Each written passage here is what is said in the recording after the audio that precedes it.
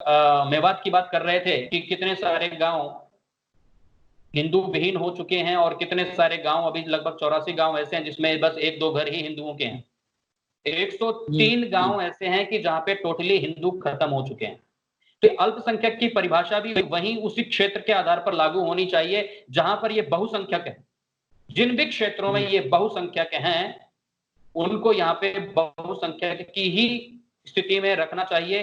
अल्पसंख्यक बिल्कुल नहीं मानना चाहिए, ना ही अल्पसंख्यक वाली इनको सुविधाएं देनी चाहिए। मेरा व्यक्तिगत मानना तो ये है कि अल्पसंख्यक के जो दायरे हैं उस दायरे से ही इस समुदाय को बाहर कर देना चाहिए, क्योंकि ये ना तो राष्ट्र के हैं, ना कभी राष्ट्रीय अस्मिता की बात करते हैं, ना कभी राष्ट्रीय संस्कृति, सभ्यता और संस्कारों की बात करते हैं। ये दुहाई देते हैं अरब की और ये कहते हैं, कभी भी ये नहीं कहते हैं कि हम इस देश के वासी हैं। वो सीधे सीधे ये कहते हैं हमने तुम्हारे ऊपर 700 साल राज किया है। जिसकी मानसिकता ये हो वो क्या भला राष्ट्र का हित सोच सकता है। अगर ये मुस्लिम तुष्टीकरण वाली बात ना होती तो जैसा कि आपने शुरू में कहा कि कश्मीर से हिंदुओं को डराया गया, फिर उनको एक दिन अल्लाह की आवाज अता करके मस्जिदों से, जहां से अल्लाह के लिए अजान होती है, उन्हीं मस्जिदों के माइकों से, लाउड स्पीकरों से ये चिल्ला चिल्ला करके कहा गया कि हिंदुओं तुम यहां से भाग जाओ और अपने घर की महिलाओं को छोड़ जाओ। वहां से डरा करके उनको भगाया जाता, हमने तब भी सबक नहीं लिया, हमारे प्रशासन ने तब भी सबक नहीं लिया, तब भी इन पर कोई कार्रवाई नहीं की गई। उसके बाद फिर कैराना भी हो जाता है, 2016 में कैराना होता है। कैराना के बाद फिर 2019 में देखते हैं तो मेरठ में भी ऐसी घटनाएं हुई हैं। मेरठ के बाद फिर दिल्ली में भी ऐसी घटनाएं हुई हैं, जो कि राष्ट्रीय टीवी चैनलों पर ये चीजें दिखाई गई हैं कि दिल्ली के घरों में किन्हीं किन्हीं मुख्य इलाकों के घरों के बाहर ये लिखा गया कि यह घर बिकाऊ है। सुदर्शन चैनल पर ये बातें प्रमुखता से पेश की गई कि क्या हालात हैं। तो हम तब भी मुस्लिम तुष्टीकरण की नीति अपनाते रहे, इनको खुश करने में लगे रहे कि ये हमारे होंगे, परंतु ये जो विश्वासघाती कौम है ये कभी भी नहीं हो सकती। और दूसरा सवाल आपका जो ये था कि जो अल्पसंख्यक की परिभाषा है क्या वो बदलनी चाहिए, तो इसकी सबसे ज्यादा बड़ी और नितांत आवश्यकता आज के संदर्भ में है कि अल्पसंख्यक की परिभाषा हमें बदलनी चाहिए। अल्पसंख्यक की परिभाषा को ना भी बदलो, परंतु अल्पसंख्यक की बात अगर हम करते हैं तो जो ये शब्द है, शब्द का जो अर्थ है, उसके अर्थ पर ही अगर हम विचार करते हैं तो सारी की सारी धारणाएं अपने आप ही परिवर्तित हो जाती हैं या निश्चित हो जाती हैं। अगर हम बात करते हैं अल्पसंख्यक की, तो अल्प और संख्या दो बातें इसमें हैं कि जो संख्या अल्प है, जो संख्या में कम है, वो अल्पसंख्यक है। परंतु इस परिभाषा के अंतर्गत भी आज भी हम अल्पसंख्यक मानते हैं तो सिर्फ और सिर्फ एक ही कौम को, वो एक ही कौम है जिसे हम अल्पसंख्यक नाम से जानते, मानते और संबोधित करते हैं, और वो खुद भी अपने आप को अल्पसंख्यक कहते हैं।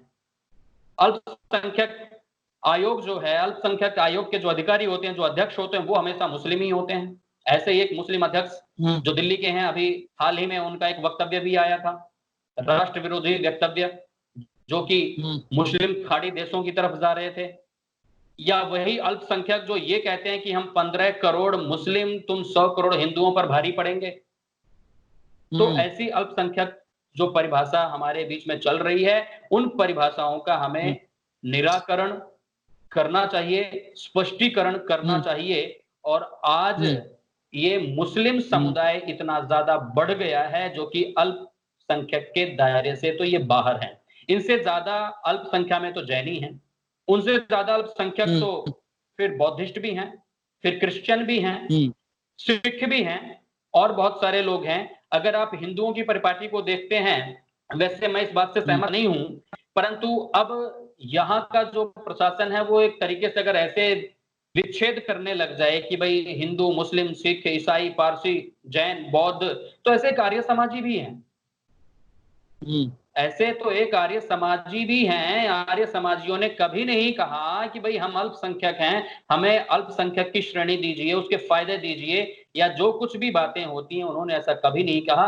बल्कि राष्ट्र हित में इस देश के लिए, इस राष्ट्र के लिए अपना सर्वोच्च बलिदान दिया है आर्य समाज ने और आर्य समाज के कार्यकर्ताओं ने। तो अब हमें अल्पसंख्यक की परिभाषा बदलनी चाहिए, उसका पुनर्निराकरण, स्पष्टीकरण होना चाहिए कि अल्पसंख्यक वास्तव में ये शब्द क्या है, उसके भाव क्या हैं और उस भाव के अंतर्गत आने वाले जो समुदाय हैं, जो मंत और मजहब हैं, उनका क्या स्थान है। और इसके साथ साथ जैसे आपने कहा कि भाई अब 8 प्रदेशों में हिंदू विहीन हो गए हैं, हिंदू अल्पसंख्यक हो गए हैं, फिर भी ये बहुसंख्यक माने जाते हैं। तो अल्पसंख्यक की परिभाषा भी वहीं उसी क्षेत्र के आधार पर लागू होनी चाहिए जहां पर ये बहुसंख्यक है।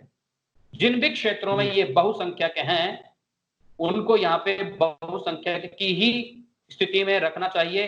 अल्पसंख्यक बिल्कुल नहीं मानना चाहिए, ना ही अल्पसंख्यक वाली इनको सुविधाएं देनी चाहिए। मेरा व्यक्तिगत मानना तो ये है कि अल्पसंख्यक के जो दायरे हैं, उस दायरे से ही इस समुदाय को बाहर कर देना चाहिए, क्योंकि ये ना तो राष्ट्र के हैं, ना कभी राष्ट्रीय अस्मिता की बात करते हैं, ना कभी राष्ट्रीय संस्कृति, सभ्यता और संस्कारों की बात करते हैं।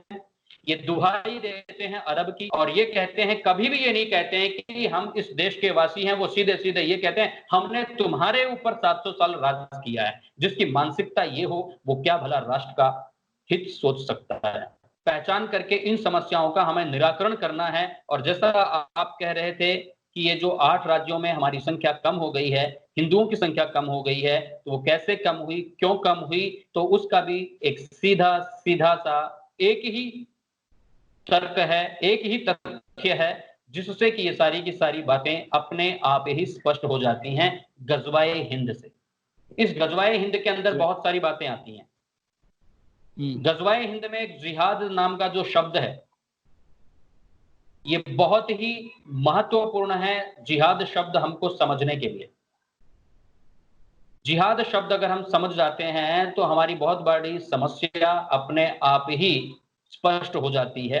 और जो समस्या का कारण स्पष्ट हो जाए तो उसका निराकरण फिर हमें करने में देर नहीं करनी चाहिए। गजवाए हिंद के तहत ये जिहाद नामक प्रोपोगेंडा चला रहे हैं, उस जिहाद में जैसे कि लव जिहाद है। अभी पिछले दिनों सुधीर चौधरी कह रहे थे लैंड जिहाद।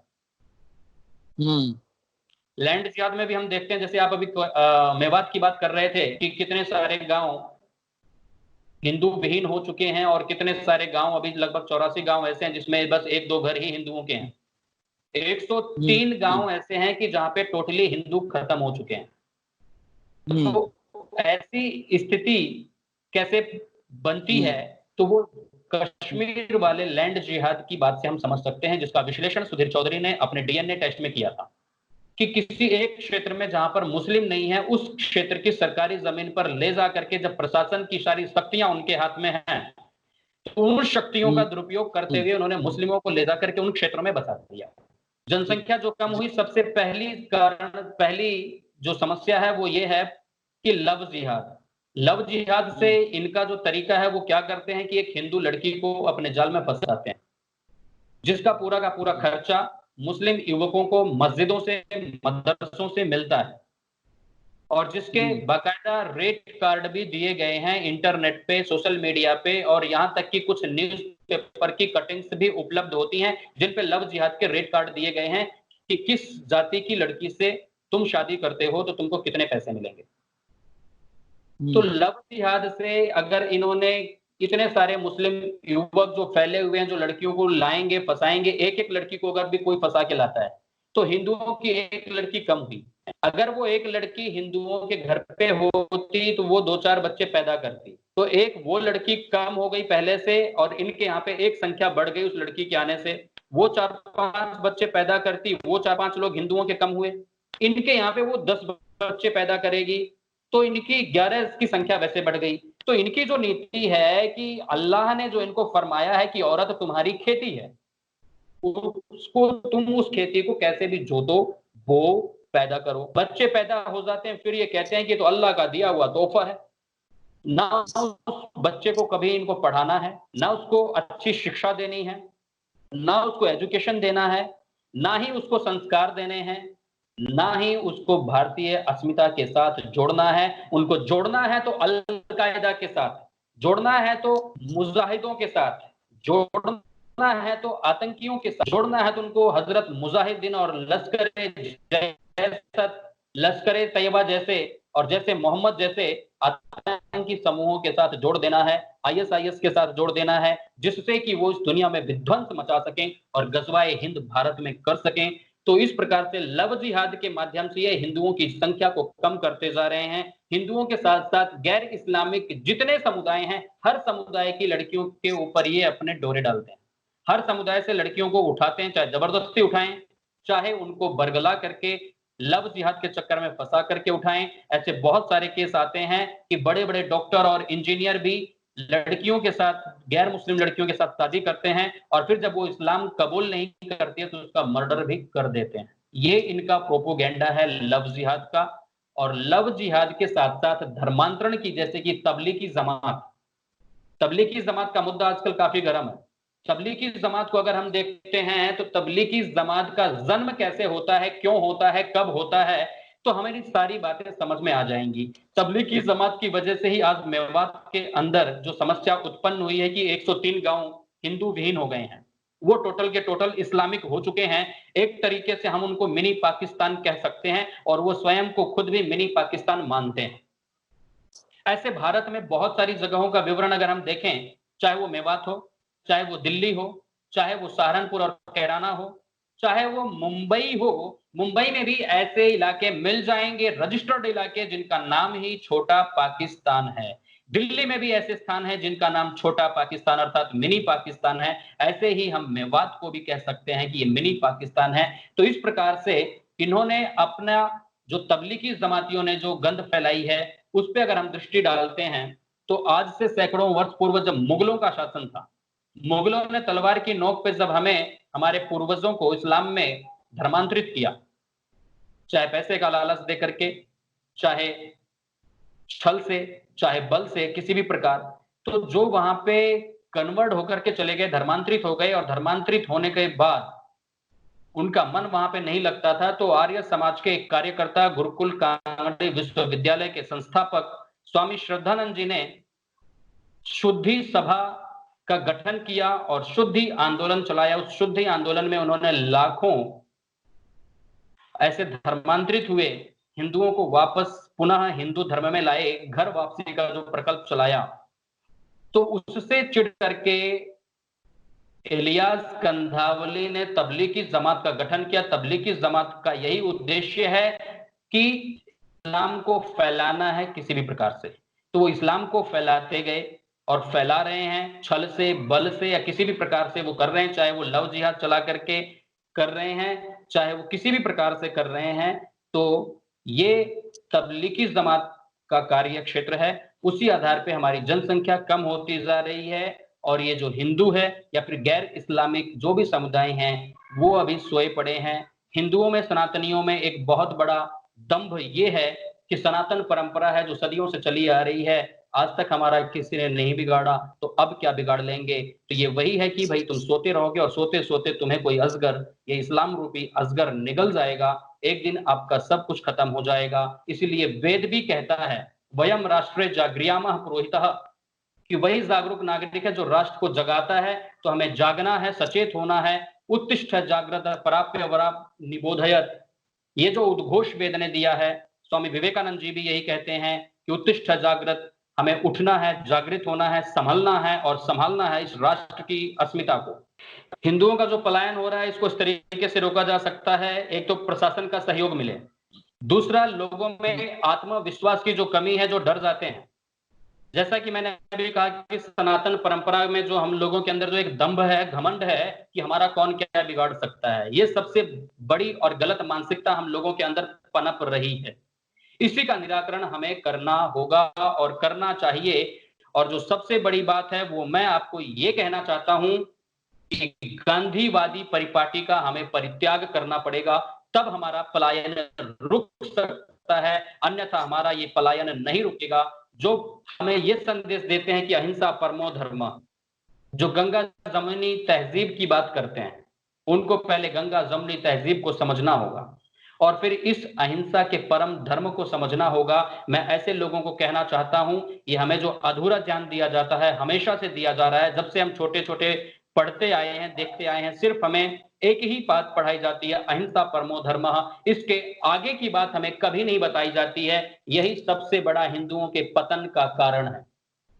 हमें ये पढ़ाया गया होता, अगर हमें अपने शास्त्रों की पूरी और विधिवत जानकारी होती, तब हम पतित नहीं होते, हमारा पतन नहीं होता, हमारा शोषण नहीं होता। इसीलिए हम शोषित हैं आज, इसीलिए हम पतित हैं आज कि हमें अपने शास्त्रों की, हमें अपने धरोहर की जानकारी नहीं है। तो मैं आपको बताता हूं इस गांधीवादी विचारधारा का परित्याग कैसे होगा। गांधी जी हमें ये बताते हैं कि अहिंसा परमो धर्मः। ये बात है महाभारत की। महाभारत में यह उपदेश दिया गया है, अहिंसा परमो धर्मः, अर्थात अहिंसा परम धर्म है। परंतु उसके आगे जो बात कही है कि धर्म हिंसा तथैव च, जब बात देश की आ जाए, धर्म की आ जाए, राष्ट्र की आ जाए, अपने मान सम्मान और स्वाभिमान की आ जाए, तो हिंसा भी उतना ही बड़ा धर्म है। जब हम इस बात पर आएंगे, अपनी अस्मिता, अपने स्वाभिमान को लेकर के चलेंगे, तब हम जाकर के सफल होंगे, तब हमारा पलायन रुकेगा। पलायन करना कायरता है। हम सबको डट करके मुकाबला करना चाहिए, खड़े होना चाहिए। जब तक हम खड़े नहीं होंगे, तब तक हमारा यह संकल्प पूरा नहीं होगा, तब तक हमें ऐसे पद्दलित किया जाएगा। जब हम डट करके खड़े हो जाएंगे, तब हमारा ये पादतल रुक जाएगा, तब हमें पद्दलित करना रोक दिया जाएगा। तब लोग समझ चुके होंगे कि अब हिंदू जाग चुका है, हिंदुओं के अंदर भी सामर्थ्य है। हमें एकत्रित होना पड़ेगा, संगठित होना पड़ेगा, और संगठित होकर के सिर्फ अपने लिए नहीं, बल्कि अपने पूरे समाज के लिए हमें एकत्रित होकर के, जो षड्यंत्रकारी हैं, जो दमनकारी लोग हैं, जो राष्ट्रीय अस्मिता को चोट पहुंचाने वाले लोग हैं, ऐसे लोगों का दमन हमें उनकी ही तर्ज पे करना होगा, तब जाकर के हम सफल होंगे। हमें उसी मुद्दे पे आना पड़ेगा। अहिंसा परमो धर्म, यहां तक तो ठीक है, पर धर्म हिंसा तथैव च, अब इसका पाठ भी हमें पढ़ाया जाना चाहिए, और इसका पाठ हमें पढ़ना चाहिए, अपने बच्चों को पढ़ाना चाहिए। अपने आने वाली पीढ़ियों को जब हम ये संस्कार देंगे, तभी जाकर के हम संरक्षित होंगे, सुरक्षित होंगे, तभी हम अपना मान सम्मान और स्वाभिमान बचा पाएंगे। अन्यथा लोग अपने पैरों के तले हमें, हमारी संस्कृति को, हमारे राष्ट्रीय विरासत और धरोहरों को ऐसे ही कुचलते जाएंगे।